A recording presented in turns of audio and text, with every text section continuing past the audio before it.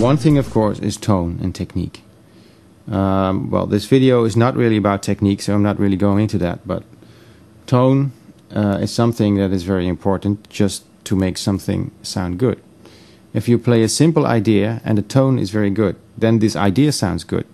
If you play a simple idea with bad technique and bad tone, it just won't sound good.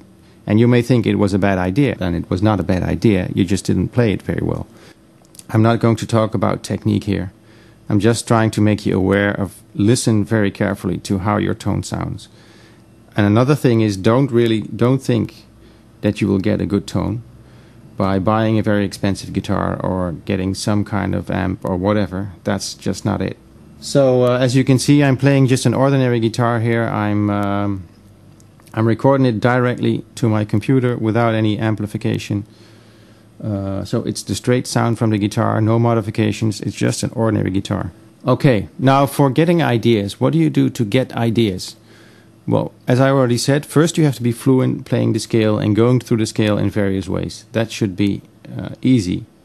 If that's not easy, you just have to practice that a little more.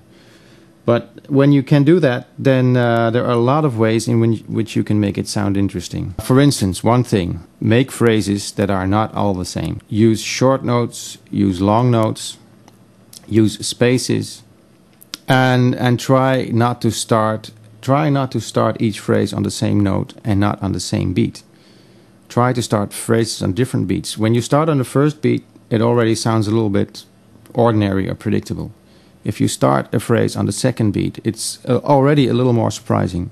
If you start a phrase in between the third and the fourth beat, it's even more surprising. And that's just, I mean, you could still play the same notes, but just the fact that you're starting on a different point in the bar already makes it different. So if you learn to use all that, then you can create a lot of variation using all the time the same scale, the same notes, but you have a huge amount of variation available to you. So I'm going to demonstrate now some phrases where I will deliberately play phrases first starting on the first beat, then starting on the second beat, and the third and the fourth.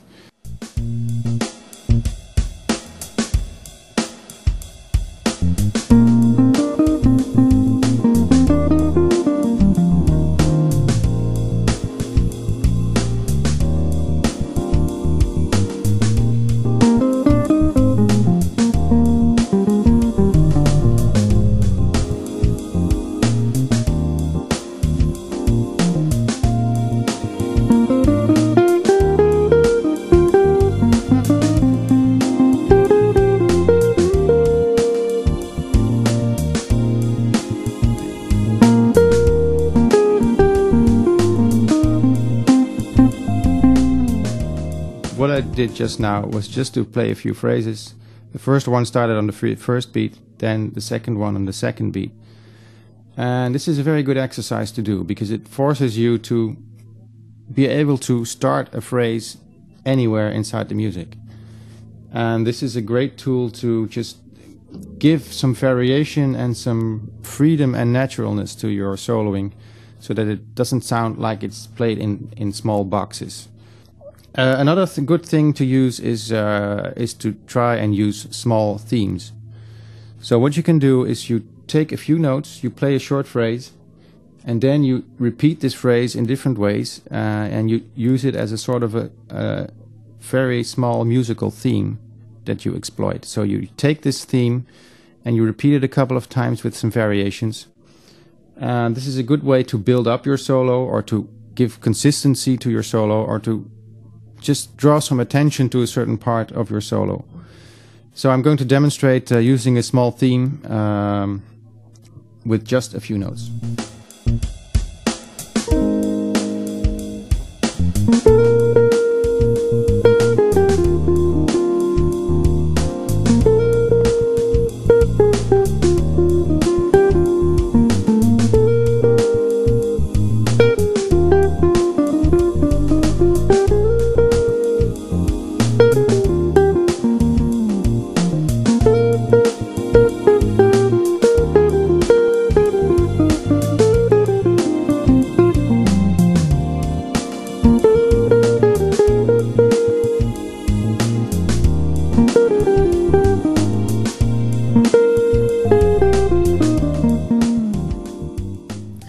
Okay, you noticed I'm using not too many notes, and I'm sort of repeating the same idea all the time, just adding a few notes here and there, and that's a good way to get ideas while you are playing. Of course, you don't want to do that all the time because that gets boring, but you can use it at some points in your solo to create some interest and to draw the attention of the listener. Now, of course, there are a lot of other things you can do, and I'm going to expand now a little bit and use notes not really in the scale, but just use some passing notes. So just notes in between the scale notes, just to go from not one note to the other. So obviously, if I go from this note to this, from this note to this, I can play the note in between. If I go from this to this, I can play the note in between. So I can play, instead of, I can play.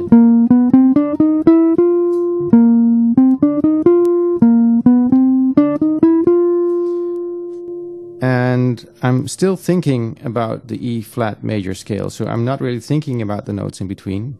I just use them sort of as a filling up the space between the notes. So I'm thinking only of E flat major, but I'm using notes in between.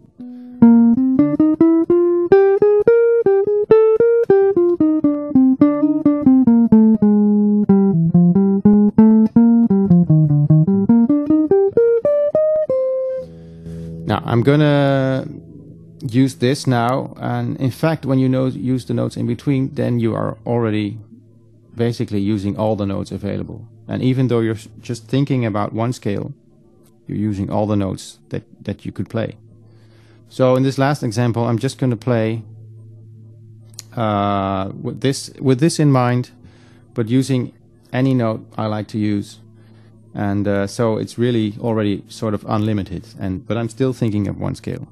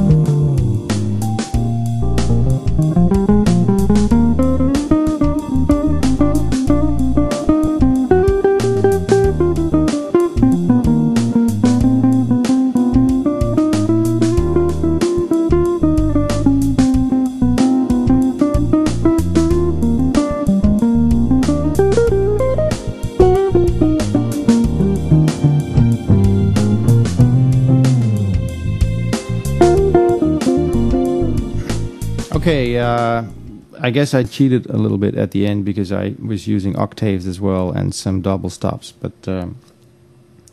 it doesn't really change the principle. Anyway, I hope you got the idea of how to be creative and how to learn to be creative. So, see you next time.